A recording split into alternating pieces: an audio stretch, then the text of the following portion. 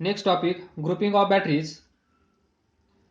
What is grouping हे आपल्याला अगोदर लर्न करावं लागेल. त्या अगोदर पहा, हे एक छोटंसं सर्किट आहे.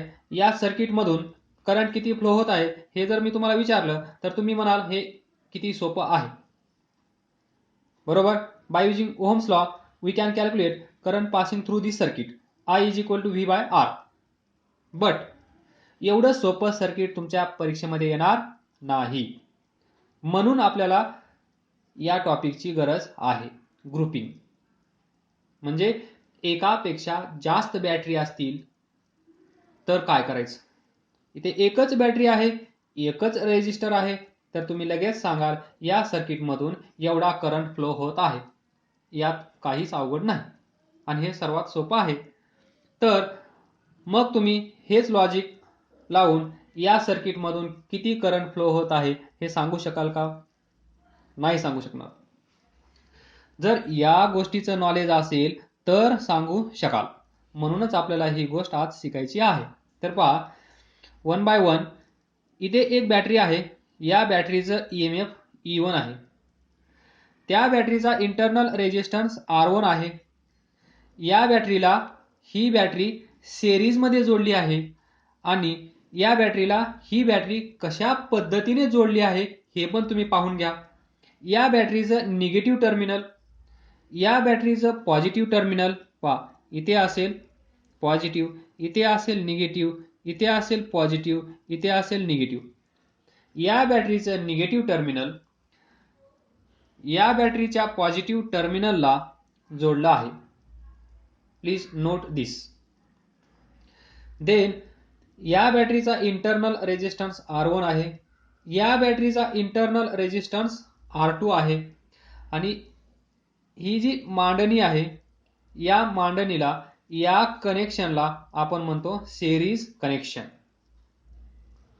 एका पाठोपाठ एक अशा पद्धतीने बॅटरी जोडल्या तर त्याला आपण म्हणतो सिरीज कनेक्शन. आणि याच दोन बॅटरी सिरीजमध्ये जोडल्या आहेत तर त्यांचं ग्रुपिंग कसं करायचं, म्हणजेच इथे पहा, या सर्किटमधून फ्लो होणारा करंट I असेल तर तो आपण ओहम्स लॉ नुसार V बाय R असं लिहून फाइंड करू शकतो. पण इथे पहा, न्यूमरेटरला इथे V आहे म्हणजे EMF. तर या ठिकाणी EMF E1 घ्यायचा का, या ठिकाणी EMF E2 घ्यायचा का, या ठिकाणी या दोघांचं ॲडिशन E1 प्लस E2 घ्यायचं का, या दोघांचं सबट्रॅक्शन E1 मायनस E2 घ्यायचं. हे सारे कन्फ्युजन आपल्या डोक्यात येतील. तर फायनली सिरीज कनेक्शनचा अभ्यास केल्यानंतर इथे काय घ्यायचं आणि काय नाही घ्यायचं हे आपल्याला कळून जाईल. परत डिनॉमिनेटरला रेजिस्टर आहे, मग इथे कोणता रेजिस्टन्स घ्यायचा, R1 घ्यायचा, R2 घ्यायचा की हा R घ्यायचा, हे पण कन्फ्युजन तुमचं दूर होऊन जाईल. जेव्हा इथे काय घ्यायचं, इथे काय घ्यायचं हे कन्फ्युजन तुमच्या डोक्यात नसेल त्यावेळेस तुम्ही असं कुठलंही सर्किट तुमच्या समोर आलं तर लगेच तुम्ही त्या सर्किटमधून किती करंट फ्लो होतो हे सांगायला जास्त वेळ घेणार नाही. तर आपण सुरू करूया.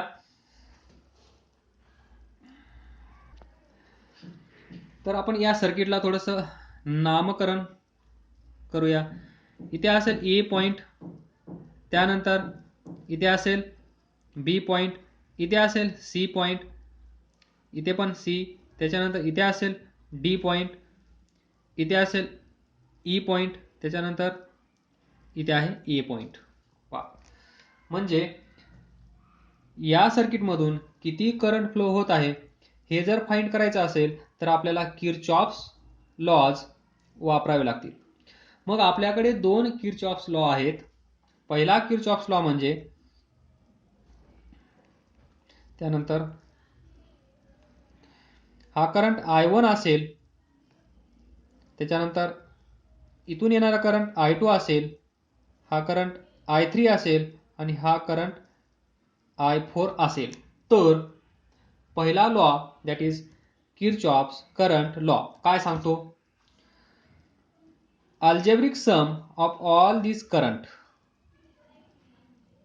Coming towards a junction is 0. म्हणजे हा पहा, हा इकडे येत आहे I1, I2 इकडे येत आहे या जंक्शन पॉइंटकडे प्लस I2, I3 दूर जात आहे.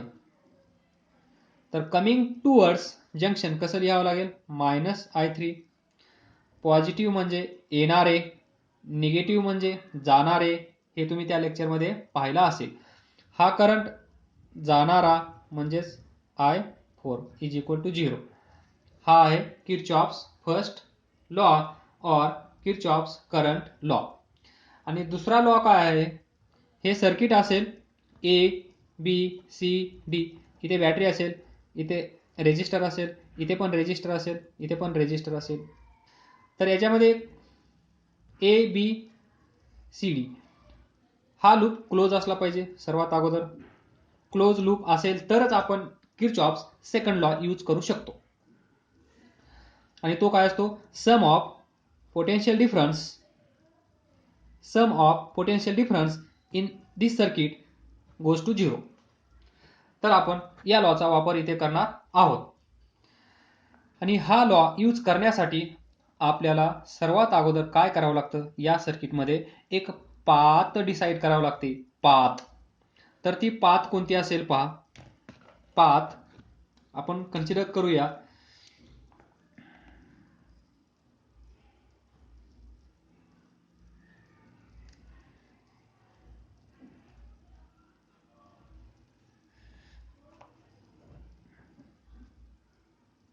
म्हणजेच अँटी क्लॉक वाईज. म्हणजे आपण इथून निघणार आणि असे जाणार आणि असे येणार. त्यावेळेस पहा साइन कन्व्हेन्शन्स काय होते. हा पॉइंट ए असेल, हा पॉइंट बी असेल, इथे रेजिस्टर असेल, तर करंटची डायरेक्शन अशी असेल, याचा रेजिस्टन्स R असेल, तर पोटेन्शियल ड्रॉप अक्रॉस AB कसा घेत होतो आपण, किती असतो तो IR, हे सर्वांना माहीत असेल. मग हा पॉझिटिव्ह की निगेटिव्ह हे कसं ठरवणार, तर पहा आपण एक पाथ डिसाईड करायची. ही आपली पाथ, ही करंटची डायरेक्शन. जर सेम असेल तर आपण इथे घेतो निगेटिव्ह. पण समजा हा पॉइंट बी, हा पॉइंट ए, हा रेजिस्टर R, याच्यातून जाणारा करंट I, आणि आपण कन्सिडर केलेली पाथ अशी असेल, तर पहा आपण कन्सिडर केलं या डायरेक्शनमध्ये, करंट फ्लो होत आहे या डायरेक्शनमध्ये, म्हणजे हा right to left and direction of current left to right. तर यावेळेस पोटेन्शियल डिफरन्स AB कसा घेतो आपण, प्लस. म्हणजे आपण कन्सिडर केलं या डायरेक्शनमध्ये पोटेन्शियल ड्रॉप होत आहे म्हणून मायनस. आपण कन्सिडर केलं या डायरेक्शनमध्ये पोटेन्शियल ड्रॉप होत आहे पण ॲक्च्युअली पोटेन्शियल ड्रॉप या डायरेक्शनमध्ये होत आहे म्हणून. जर पोटेन्शियल ड्रॉप ए कडून बी कडे जात असताना होत असेल ड्रॉप, आणि बी कडून ए कडे जात असताना काय होत असेल, पोटेन्शियल गेन, म्हणून प्लस. हे झालं रेजिस्टरसाठी.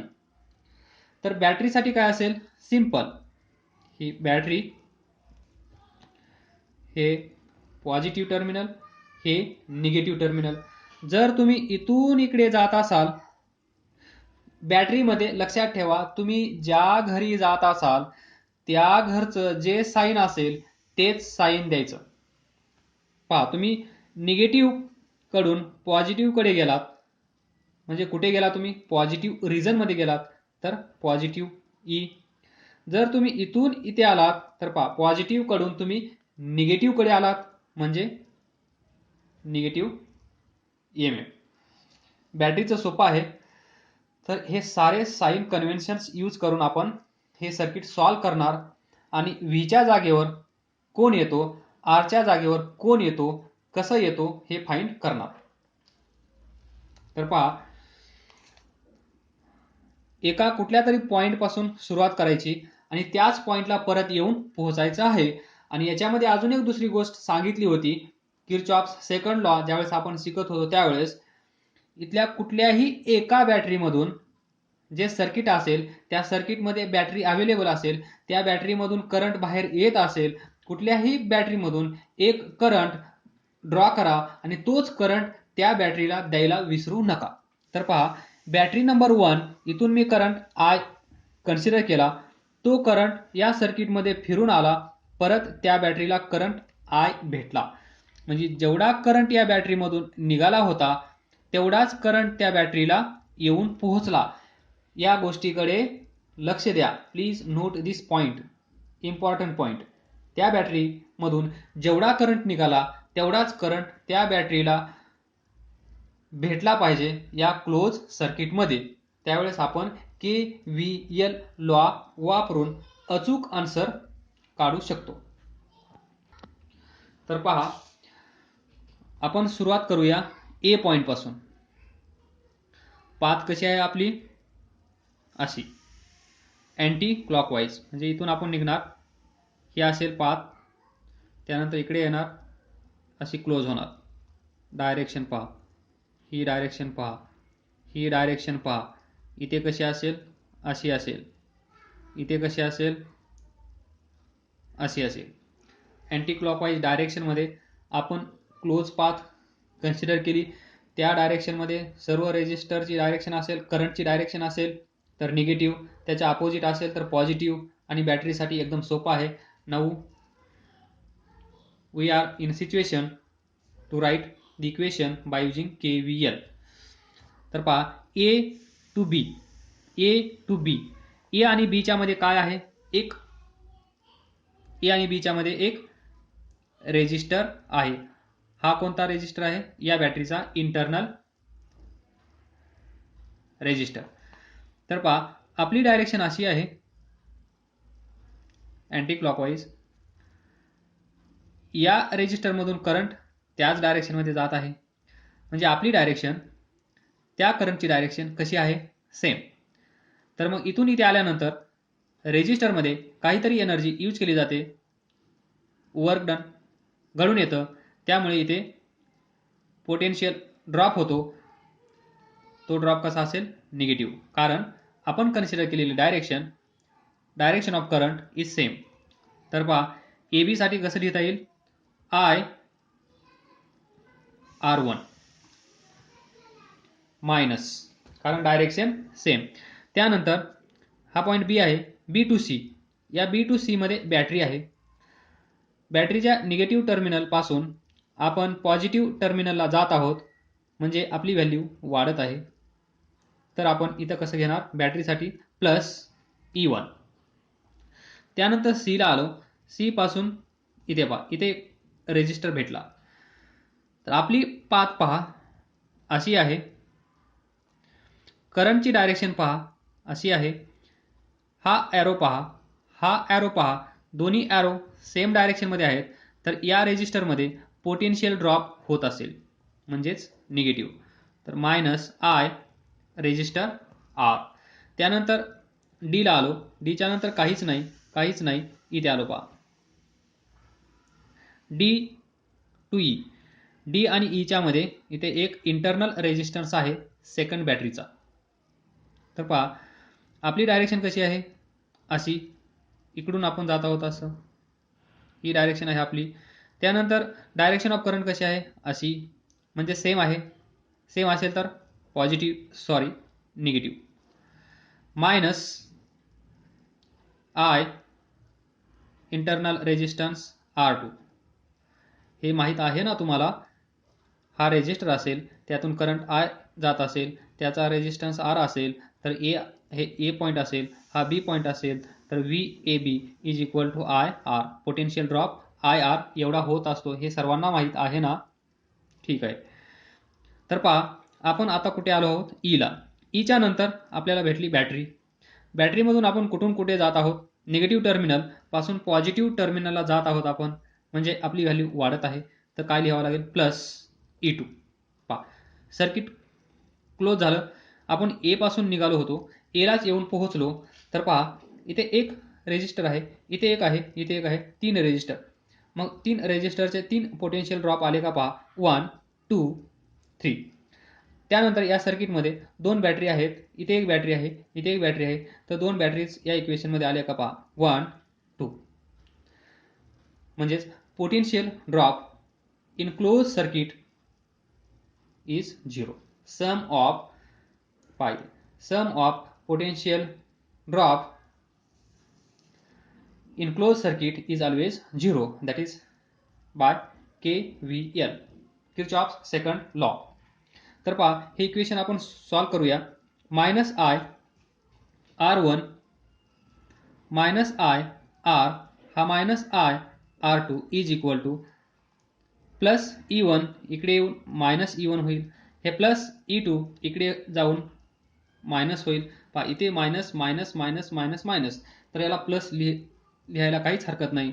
I R1 plus I R plus I R2 is equal to E1 plus E2. त्यानंतर आय आय आय कॉमन, तर ब्रॅकेटमध्ये काय असेल, R1 प्लस हा R2 प्लस हा R is equal to E1 plus E2. तर पहा I is equal to E1 plus E2 divided by R, थोडंसं व्यवस्थित लिहूया, R अगोदर, त्याच्यानंतर R1 plus R2, and this is the current passing through this circuit. पहा आपण काय कन्सिडर केलं होतं, I is equal to V by R. तर V ची जागा कोणी घेतली पहा, E1 प्लस E2. R ची जागा कोणी घेतली पहा, R plus R1 plus R2. आलं का लक्षात? पहा R1 plus R2 plus R1 plus R2. तर याच्यामध्ये पहा हा जो करंट आहे, हा करंट या बॅटरीमधून जो जात आहे तोच करंट या रेजिस्टरमधून जात आहे, तोच करंट या बॅटरीमधून जात आहे.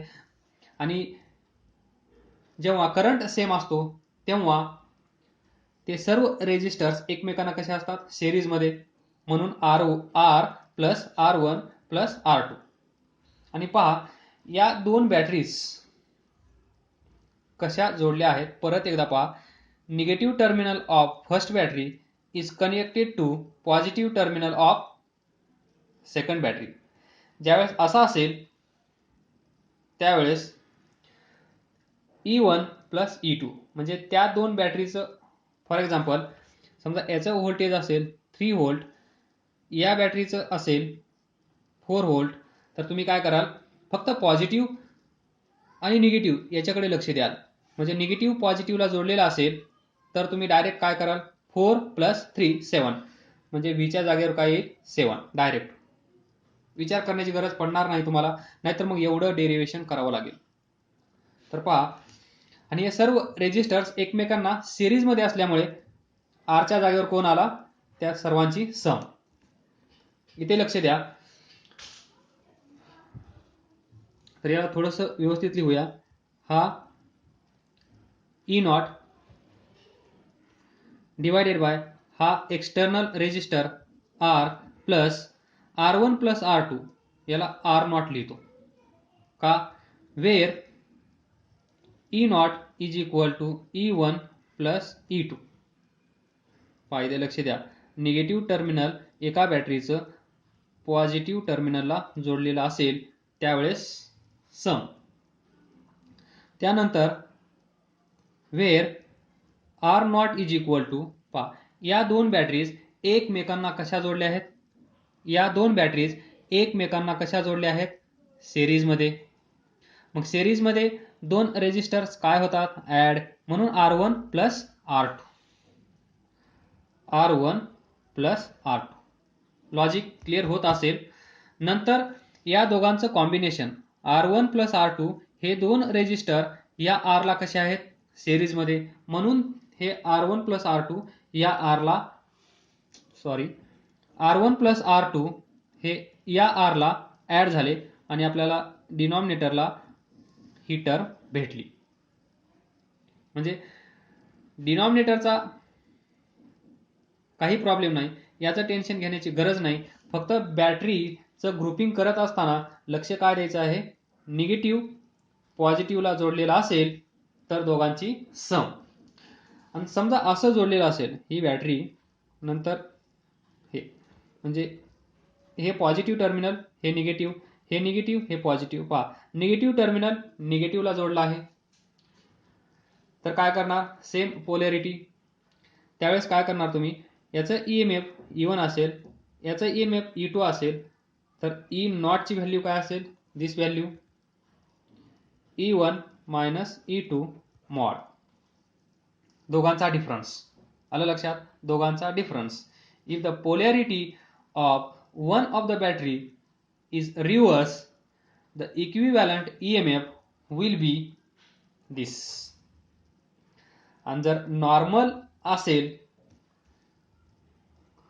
ही बॅटरी, हे पॉझिटिव्ह टर्मिनल, हे निगेटिव्ह टर्मिनल, त्यानंतर ही दुसरी बॅटरी, हे पॉझिटिव्ह टर्मिनल, हे निगेटिव्ह टर्मिनल. पहा सिरीजमध्ये पॉझिटिव्ह निगेटिव्हला.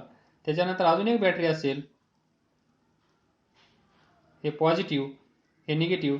पहा या बॅटरीचं पॉझिटिव्ह, या बॅटरीच्या निगेटिव्हला, तर यावेळेस काय होत असतं, EMF इन्क्रीज होतो. आणि हे पण लॉजिक तुम्हाला माहित असेल, बॅटरी जेव्हा सिरीजमध्ये आपण जोडतो त्यावेळेस व्होल्टेज इन्क्रीज होतं. व्होल्टेज इन्क्रीज होतं म्हणूनच इथं E1 प्लस E2 आला आहे. जर बॅटरी उलट जोडल्या तर व्होल्टेज कमी होतं, मग इथं येईल दिस mod of E1 minus E2.